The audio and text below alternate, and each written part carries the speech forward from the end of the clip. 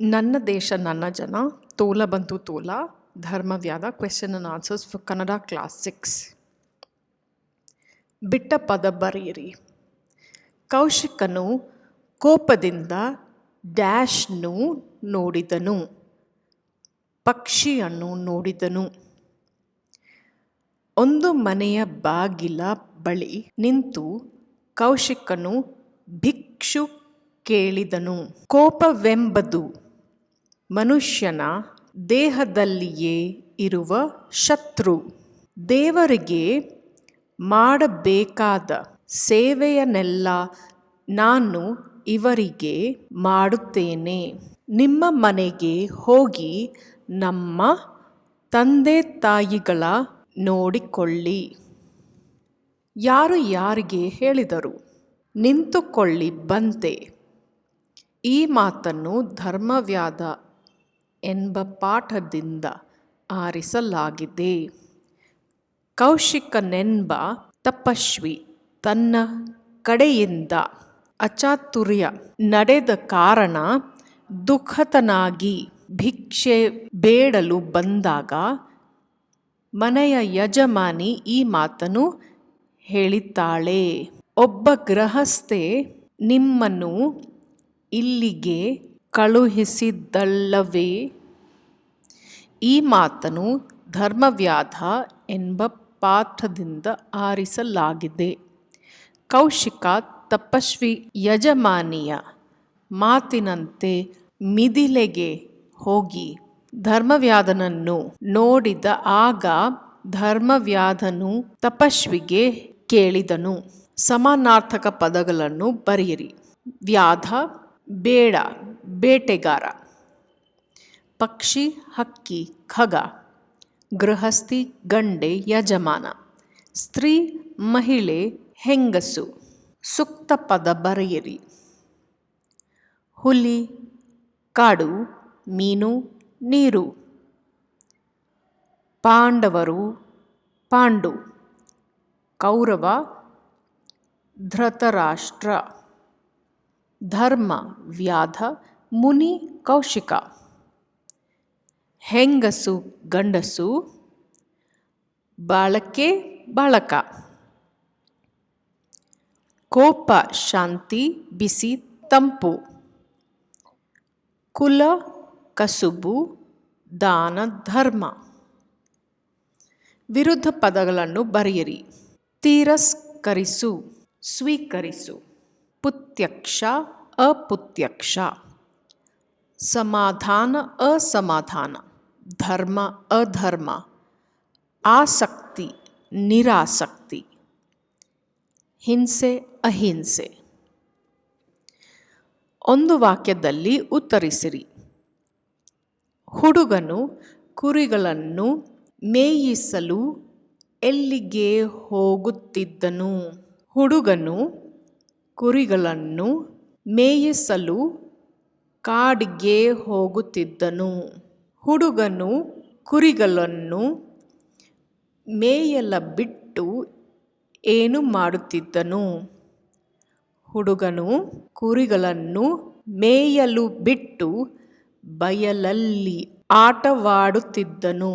ಕುರಿ ಕಾಯುವ ಹುಡುಗ ತಮಾಷೆಗಾಗಿ ಜನರಿಗೆ ಕೇಳುವಂತೆ ಏನೆಂದು ಕೂಗಿದನು? ತೋಳ ಬಂತು ತೋಳ, ಭಯ ಕಾಪಾಡಿ ಬೇಗ ಬನ್ನಿ ಎಂದು ಕೂಗಿದನು. ಜನರು ಕುರಿ ಕಾಯುವ ಹುಡುಗನಿಗೆ ಏಕೆ ಧೈರ್ಯ ಹೇಳಿದರು?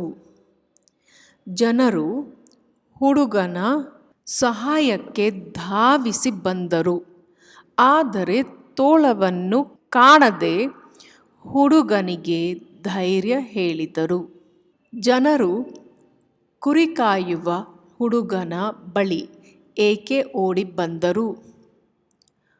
ಹುಡುಗನು ಜನರಿಗೆ ತೋಳುವಂತೆ ಅಯ್ಯೋ ಬನ್ನಿ ಕಾಪಾಡಿ, ತೋಳ ಬಂದಿದೆ ತೋಳ ಎಂದು ಕೂಗಿದಾಗ ಜನರು ಹುಡುಗನ ಬಳಿ ಓಡಿ ಬಂದರು.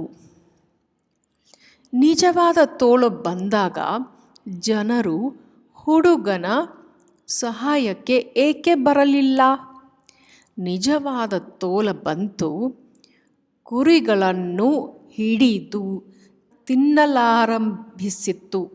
ಆಗ ಹುಡುಗನು ಮತ್ತೆ ಜೋರಾಗಿ ಹೆದರುತ್ತಾ ಅಳುತ್ತಾ ಹಲವು ಬಾರಿ ಕೂಗಿದನು. ಆದರೆ ಜನರನ್ನು ಸಹಾಯಕ್ಕೆ ಬರಲಿಲ್ಲ. ಪಾಂಡವರು ವನವಾಸದ ಸಮಯದಲ್ಲಿ ಉಳಿದುಕೊಂಡಿದ್ದ ಸ್ಥಳ ಯಾವುದು? ಪಾಂಡವರು ವನವಾಸದ ಸಮಯದಲ್ಲಿ ದ್ವೈತವನದಲ್ಲಿ ಉಳಿದುಕೊಂಡಿದ್ದರು. ಮಾರ್ಕಂಡೇಯ ಮುನಿಗಳು ಪಾಂಡವರಿಗೆ ಏನನ್ನು ಹೇಳುತ್ತಾರೆ? ಮಾರ್ಕಂಡೇಯ ಮುನಿಗಳು ಪಾಂಡವರಿಗೆ ಪುರಾಣ ಪುಣ್ಯಕಥೆಗಳನ್ನು ಹೇಳುತ್ತಿದ್ದರು. ಕೌಶಿಕನು ಯಾರು? ಕೌಶಿಕನು ಒಬ್ಬ ತಪಸ್ವಿ. ಯಜಮಾನಿಯ ಯಾರಿಗೆ ಊಟ ಬಡಿಸುತ್ತಿದ್ದಳು? ಯಜಮಾನಿಯ ತನ್ನ ಗಂಡನಿಗೆ ಊಟ ಬಡಿಸುತ್ತಿದ್ದಳು. ಕಣವಿಯವರು ತನ್ನ ದೇಶ ಮತ್ತು ಜನರನ್ನು ಏನೆಂದು ಭಾವಿಸಿದ್ದಾರೆ?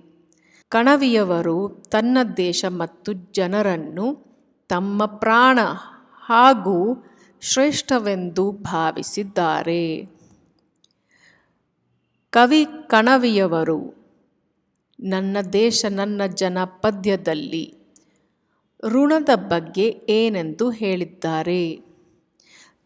ಕವಿ ಕಣವಿಯವರು ದೇಶದ ಋಣದ ಬಗ್ಗೆ ತಮ್ಮ ಒಂದೇ ಜನ್ಮದಲ್ಲಿ ತೀರಿಸುವುದೆಂದು ಹೇಳಿದ್ದಾರೆ. ಕಣವಿಯವರು ಈ ನೆಲದ ಮಣ್ಣು ಮತ್ತು ಬೆಳೆ ಯಾವ ಬಣ್ಣದಲ್ಲಿದೆ ಎಂದು ಹೇಳಿದ್ದಾರೆ? ಕಣವಿಯವರು ಈ ನೆಲದ ಮಣ್ಣು ಕೆಂಪು ಮತ್ತು ಬೆಳೆ ಹಸಿರು ಬಣ್ಣದಲ್ಲಿದೆ ಎಂದು ಹೇಳಿದ್ದಾರೆ. I missed a word here. ಮಣ್ಣು ಕೆಂಪು, ದ ಮಡ್ ಇಸ್ ರೆಡ್, ಮತ್ತು ಬೆಳೆ ಹಸಿರು. ಕಣವಿಯವರು ಹೇಳಿದಂತೆ ನಮ್ಮ ಹರಿಯ ಒಕ್ಕಲು ಯಾವುದು? ಸೂರ್ಯ, ಚಂದ್ರ ಹಾಗೂ ಚುಕ್ಕಿಗಳೇ ನಮ್ಮ ಹರಿಯ ಒಕ್ಕಲು. ಕವಿ ಕಣವಿಯವರು ಸ್ವಚ್ಛಂದದ ಹಕ್ಕಿಗಳು ಎಂದು ಯಾರನ್ನು ಕರೆದಿದ್ದಾರೆ?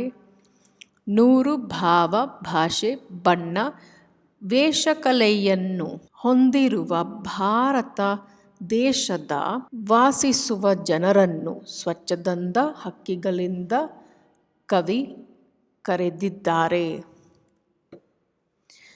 ಕಣವಿಯವರು ಯಾವ ಕೃತಿಗೆ ಕೇಂದ್ರ ಸಾಹಿತ್ಯ ಅಕಾಡೆಮಿ ಪ್ರಶಸ್ತಿ ಲಭಿಸಿತು? ಕಣವಿಯವರು ಜೀವಧ್ವನಿ ಎಂಬ ಕೃತಿಗೆ ಕೇಂದ್ರ ಸಾಹಿತ್ಯ ಅಕಾಡೆಮಿ ಪ್ರಶಸ್ತಿ ಲಭಿಸಿತು.